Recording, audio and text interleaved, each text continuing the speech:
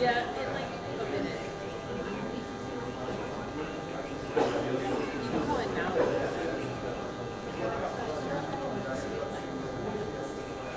Can you please start on time?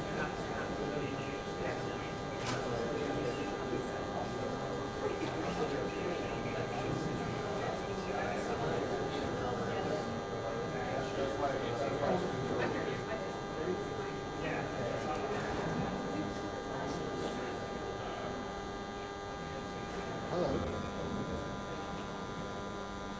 Yep, it's me. Hi.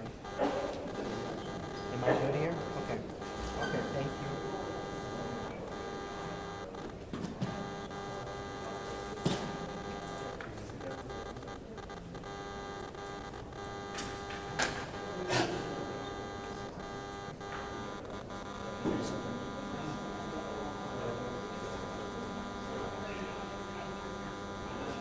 Yep, I can hear you.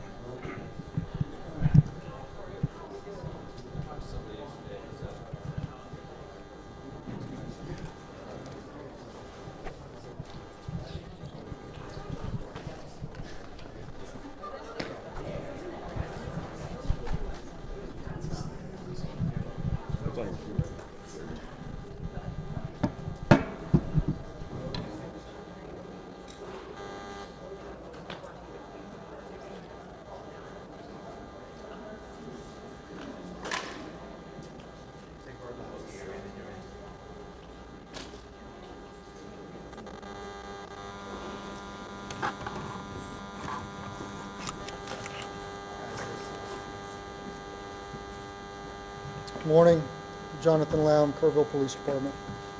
I appreciate y'all's kindness in letting me run a little long yesterday morning while I shared some of the stories of the heroic actions of my fellow City of Kerrville police officers during their response. I know those are things that our community has seen, and we felt it was important to share that with the public. This morning's briefing will be a little bit more to the point. The response here in Kerr County continues to expand as the mission becomes more technical. There's more than 2,100 responders on the ground here from state, local, and federal agencies working to reunite victims with families. 10 states have sent specially trained teams to our community, and 2 more states are en route. As I know many of you have reported, the governor, lieutenant governor, and the Speaker of the House are strongly committed to helping our community.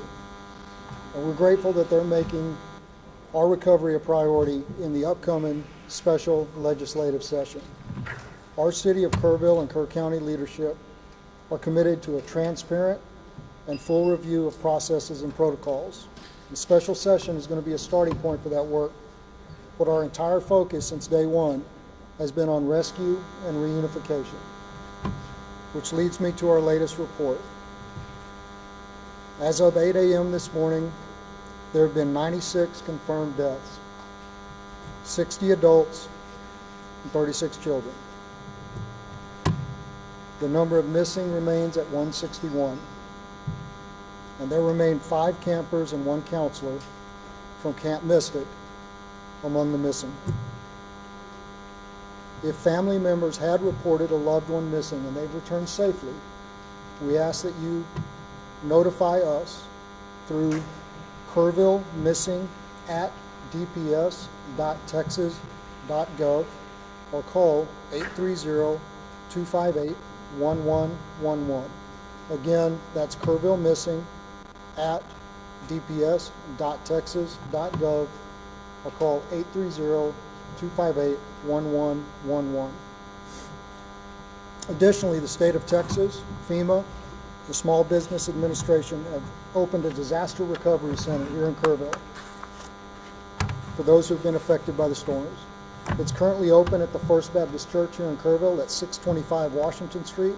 It'll be open from 8 a.m. to 7 p.m. every day. The Individual Assistance Program can provide financial support for things like medical and dental assistance, vehicle damage, housing, child care, and replacing essential items, even for non-residents who were impacted by the floods. You can visit disasterassistance.gov, use the FEMA app, or call 1-800-621-3362. And again, that's disasterassist21-3362.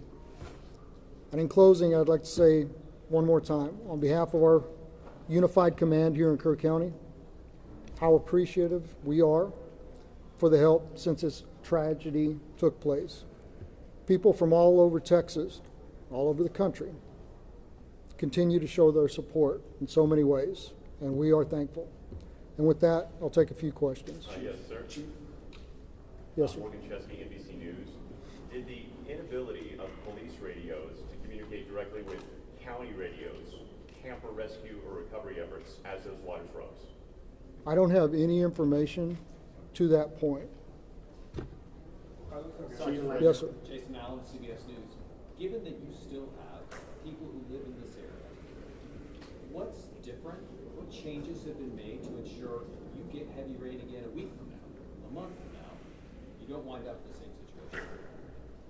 I think that's an important question, and as we are aware, we've been very weather alert throughout the entirety of this, and that's something that we're going to be looking at. Thank you. Can I get a Yes, question? ma'am.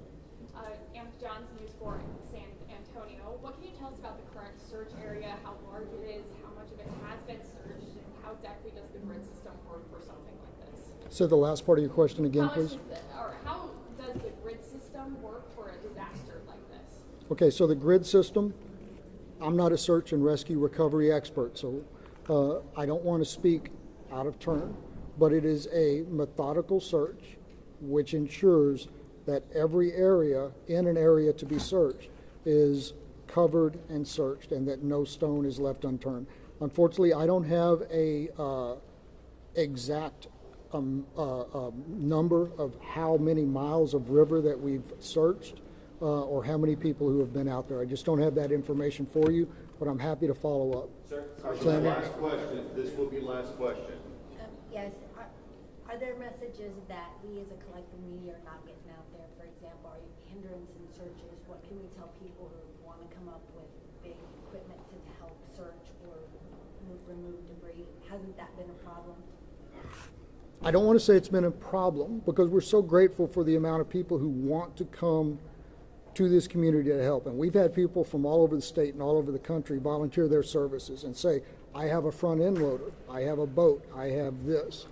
Groups and individuals. But it's important that we have certified professional search teams out there right now. We have compiled a database of volunteers who have made themselves available. And if and when that time comes that we are able to call upon them, we will be calling upon them. In the short term, I believe that all of our basic needs are being met, both through the federal and state response and the support that we've been getting, as well as this community rising up in a really unprecedented way to show their support for all of us here. Thank you very much. That's the end of the press conference. If you are not receiving emails from the Joint Information Center, please make sure that you send us an email to JIC, so JIC@kerrville.tx.gov. That is JIC@kerrville.